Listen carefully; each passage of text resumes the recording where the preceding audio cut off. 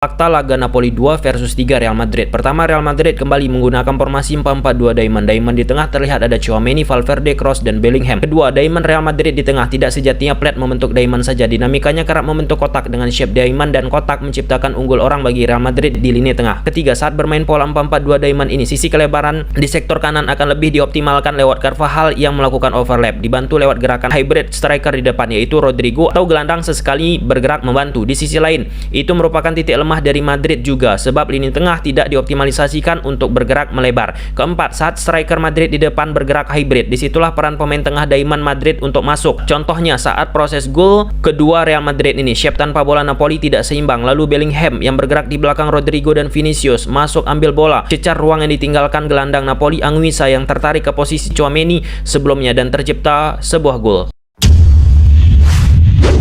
Real Madrid berhasil menciptakan comeback setelah mampu mengalahkan Napoli dengan skor akhir 2-3 di Liga Champions Eropa. Terlebih dahulu Napoli bisa ciptakan gol di menit 19 lewat Ostigard, lalu bisa disamakan oleh Real Madrid di menit 27 lewat Vinicius Junior memanfaatkan assist dari Bellingham, dan di menit 34 Bellingham sendiri bisa ciptakan gol dan bisa nih disamakan Napoli lewat tendangan penalti di menit 54 lewat Zielinski. Dan gol ketiga Real Madrid, gol penentu, berasal dari tendangan keras Federico Valverde di menit 78 dan kiper Napoli melakukan on goal, gol bunuh diri.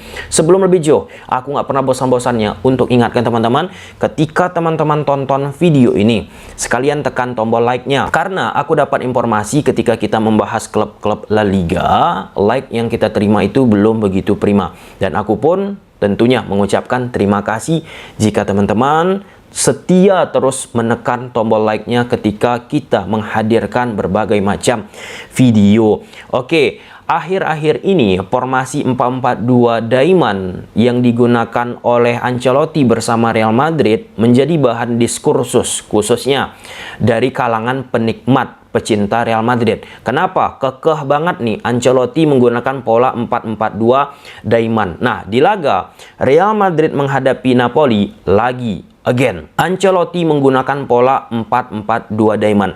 Nanti kita akan membahas menggunakan papan taktikal.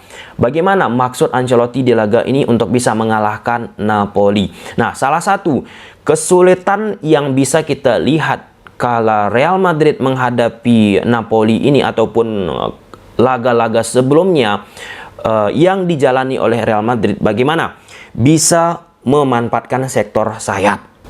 Dengan bermain 4-4-2 Diamond, cenderung sektor tengah lebih padat, diisi oleh pemain-pemain Real Madrid.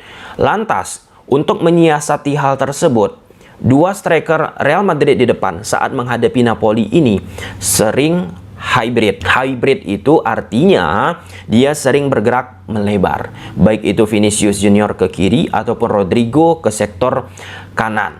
Nah, tujuannya apa? Untuk mengisi nih sayap-sayap dari Real Madrid. Ketika Rodrigo dan Vinicius bermain hybrid, keduanya ataupun salah satunya teman-teman yang ngisi di sektor center ataupun tengah, attacking yang coba dilakukan oleh Real Madrid, ya gelandang-gelandangnya ini. Salah satu peran yang krusial itu ya Bellingham. Bellingham dengan sistem 4-4-2 Diamond ini jadi membuat diri aku nggak kaget. Kenapa? Dia menjadi sosok penting untuk Real Madrid di musim ini. Itu poin pertama.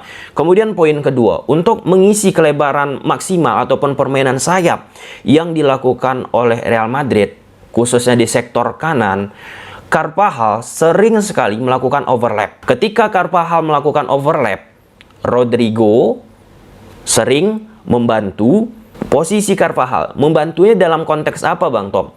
Membantu untuk hybrid melebar ke sektor yang dicecar oleh Carvajal. Tujuannya apa? Untuk memunculkan beban, untuk memunculkan overload, unggul orang di sektor kanan permainan Real Madrid. 2 versus 1. Atau jika Rodrigo telat untuk membantu pergerakan Carvajal, Valverde sesekali ya membantu pergerakan Carvajal. Ya, originalitasnya gelandang-gelandang Real Madrid dengan sistem 4-4-2 Diamond ini memang nggak secara vulgar memainkan permainan kelebaran maksimal, permainan dari sektor sayap. Ketika dari sektor sayap kanan ataupun sayap kiri, Real Madrid sulit melakukan tusukan, opsi yang dilakukan oleh Real Madrid melakukan early crossing, lebih dahulu melakukan crossing ke dalam kotak penalti, atau melakukan keep the ball, menahan bola kemudian melakukan back pass. Itu yang dialami oleh Carvajal. Carvajal dari sisi kualitatif 1 versus 1 di laga Napoli, dia sering akhirnya back pass ke belakang, karena dia nggak mampu melewati itu. Berbanding terbalik di sektor kiri permainan Real Madrid, Vinicius Junior itu enjoy banget dia memerankan peran hybrid. Ketika Vinicius Junior bermain hybrid, Camavinga itu masuk dia ke tengah di koridor half space. Jika Vinicius Junior masuk lagi ke tengah, Camavinga geser lagi, jaga sisi kelebaran maksimal. Nah, ini udah sistem yang dipahami oleh pemain-pemain Real Madrid. Napoli di atas kertas gunakan pola 1-4-3-3, sedangkan Ancelotti bersama Real Madrid gunakan pola 1-4-4-2 diamond. Di belakang ada Kepa, 4 back Carvajal, Rudiger, Nacho, Camavinga, di tengah ada Valverde, Tchouaméni, Kroos, Bellingham, dan di depan ada Rodrigo serta Vinicius Junior. Ketika tanpa bola, Napoli gunakan bentuk defending 4-4-2 seperti ini. Anguissa, Lobotka, di tengah Politano turun, Zielinski turun, kemudian di depan ada Osimhen dan ke peratas Skelia. Oke. Nah, Real Madrid fullback kanan yang melakukan overlap ke depan. Oke.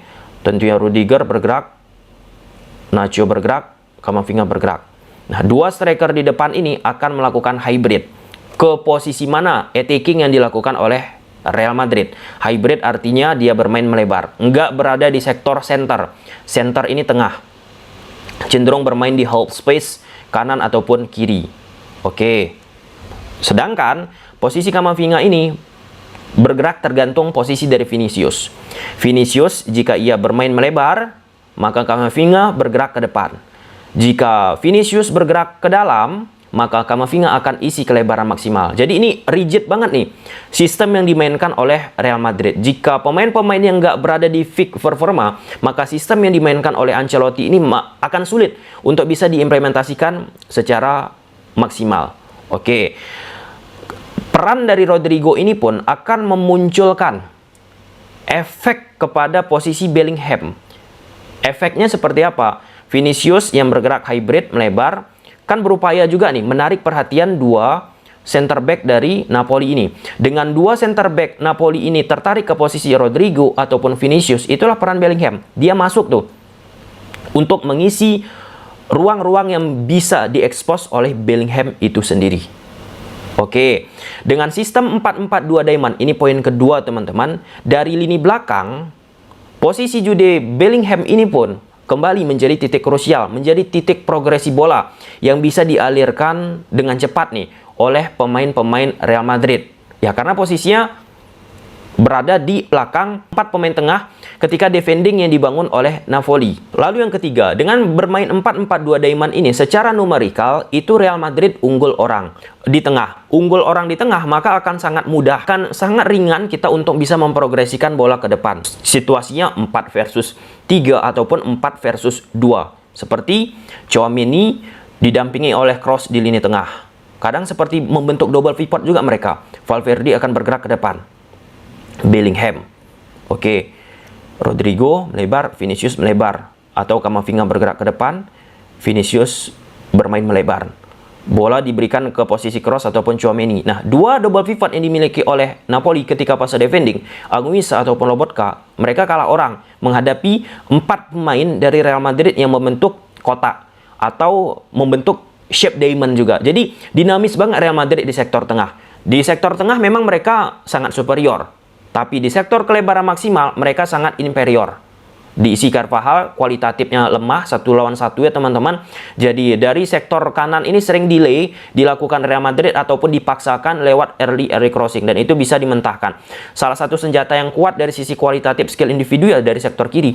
Kalau kita lihat proses gol Real Madrid pun dari kesalahan back Napoli. Dari tekanan awalnya dilakukan oleh Vinicius. Tujuan pressing ada 3, rebut bola, ganggu lawan, dan buat lawan bermain long ball.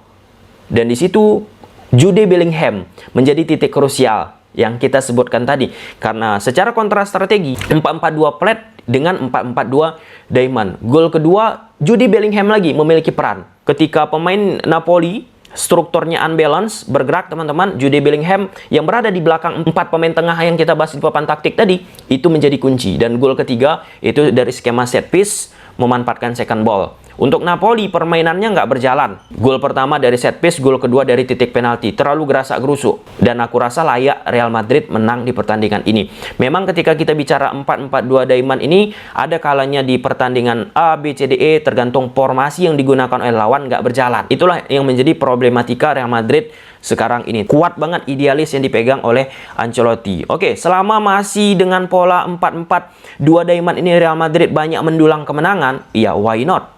Artinya akan memunculkan kesuksesan. Berbanding terbalik, jika dengan pola 4-4-2 ini Real Madrid banyak mengalami kekalahan, pasti Ancelotti pun memikirkan ulang pola apa yang bagus bersama Real Madrid. Oke, sampai sini aja dulu teman-teman videonya. Bye.